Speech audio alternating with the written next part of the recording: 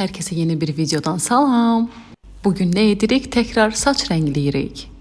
Niyə? Çünki son videodakı kraska getdi saçlarımdan çox tez. Bu gördüyünüz kraska şampundur. Yəni saçda şampun kimi saxlayırsan, sonra yuyursan və saçın rənglənir.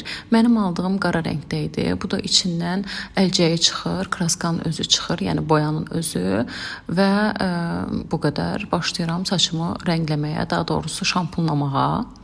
Üstündə yazıldığı kimi 8 dəqiqə saxlamaq lazımdır və hazırlaşıram, başlayıram. Qapağını açıb əlimə biraz sıxandan sonra saçımı uygulamağa, amma qoxusu o qədər pis idi ki, nəyəsə qoxusunu xatırladırdı, amma dayanılmaz dərəcədə pis idi qoxusu. Yenə də bir təhər burnumu yumub başladım saçlarımı rəngləməyə. Burada hər iki tərəfi də qoyduqdan sonra təkrar üstdən bir daha da gedirəm. Əslində bunu saça şampun kimi qoyub köpürdürsən və 8 dəqiqə sonra yuyursan. Sadəcə mən detaylı qoydum ki, daha qəşəng rənglənsin və axırda əllərim də rəngləndi əlcəklərdən. Heç bilmirəm necə vəziyyətdə, çünki hələ açmamışam. Bir də açaq baxaq.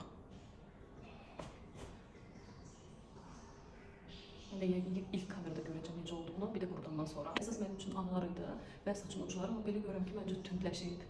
Prosta şok. Yəni ağların getdiyinə mi şaşırım, bu qədər ilk dəfə də tünd görürəm saçımı, ona mı şaşırım, heç bilmirəm. Rəngin şeyini görəsiniz deyə, belə də göstərim. Yəni bu şəkildə.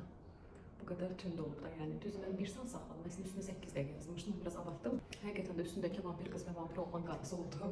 Yəni mən bayıldım, rəng insanı çox gizəmli və çox gözəl göstərir. Bu rəngdən həqiqətən alın.